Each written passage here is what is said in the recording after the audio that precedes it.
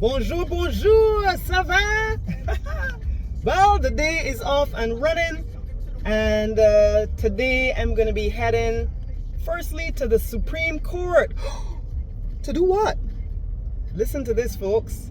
Might sound a little bit morbid, but to register my will.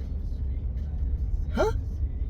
I'm going to share this with you because us agents tend to come into a lot of situations in which when we're selling property, there are complications because persons didn't leave wills. I like the concept of a will. Imagine if you passed away, figuring out your needs and wants for your loved ones without a will is like you scattering a 500-piece puzzle on the ground and telling them, bring it together, and you don't show them the picture on the box. That's what passing away with no will is like. And listen, you don't have to have a lot of property, you don't have to have a lot of money, but if you have kids, if you have a spouse, if you have a business, if you have a teeny weeny little bit of money in the bank, if you have a gold ring, it doesn't have to be a lot. Write the vision down and make it plain. Habakkuk 2 verse 2, if you know your Bible. But that's what a will is. Let your instructions be known, and to me, that is the best gift of love that you could give your family, because they get to know what you want. The mourning period is going to be hard, but in the midst of it all, they have an idea of what your wishes are, and that will help them cope with the loss of you even better. So yes, I know, a morbid topic, but I think it's important based on what we are seeing in the industry with too many persons dying without instructions for their loved ones. All right, good. So here we are at the Supreme Court, just off of White Park Road, and I'm gonna head in now. I'm gonna shut the camera off so I'm not tackled to the ground by security. All right, so let's start off with what should you include in a will. So this is very important. Firstly, if you're really not sure, or you have a lot of property and intricacies that would need to be addressed, make sure you connect with an attorney. Attorneys, you can message me telling me thank you very much. You are welcome. Yes, you don't want to play around with a will, because you might be thinking that you're leaving half to one of your 6 children, and then you realize that because of something or the other, it's actually half of a half of a half.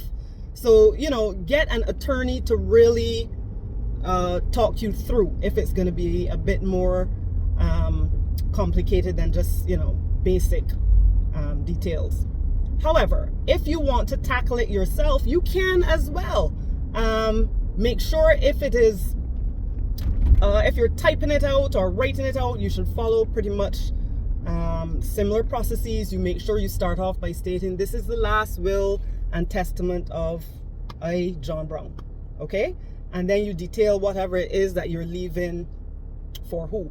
But also in that first paragraph, assign someone who you think would look after your interests as an executor or executrix. They will help in the administration of your property when you're not here. And it's best to get as neutral a party as possible, because trust me, wills can bring out the worst in, some of your siblings and family members. They might act up if they realize they're not getting what they're getting. So get a neutral party to help in the administration of that will. All right, so then you write out your details and so forth, and then on the last page you put, once again, this is the last will and testament of John Brown, and prepared, published, and so forth by John Brown in the presence, and it's preferable to put in the joint presence of these 2 witnesses. Yeah, make sure you get 2 and not just 1. You don't want to make all this effort and then hear that your will is null and void. And for those 2 witnesses, you have their name, their signature, their address, and in some instances, for clarity too, their occupation. And you also, listen to this, if you've written it, you make sure that you sign the bottom of each page and have those the witnesses sign the bottom of each page too. So if you have a 7-page will, you sign at the bottom, they sign at the bottom. Okay? Because remember, this is a typed document. Harder to prove that it's your handwriting because it's typed. So you do all these things to safeguard the fact that you are who you say you are. When you go in, you fold up your will, whether it's 1 page or more than 1 page, and you fit it into what type of envelope do you call that? I'm not good at sizes. I'm guessing like a 4x9 envelope. I don't know. But just reconfirm from them what envelope it's to go in. Make sure you bring that. And then on the top of that envelope, you write certain things. So for example, you will write the date of the will, not today's date, the date of the will at the top.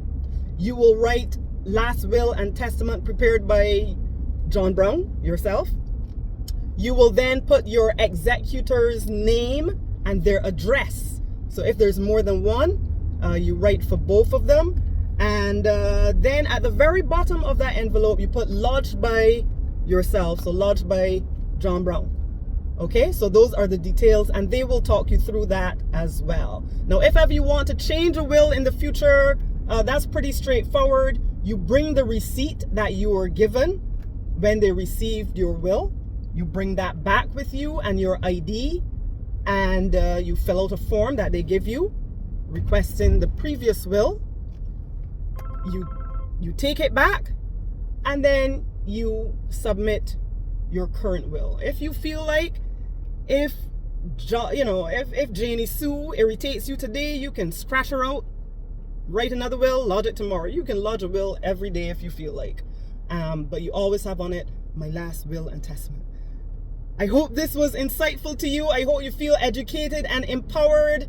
Remember, your death does not have an appointment, time or date.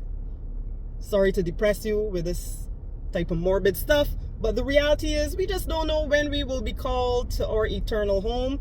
In any instance, do what you can while you're here on God's green earth, all right? So remember, you don't have to have a lot of anything. Just have something that you can give to another. Ciao!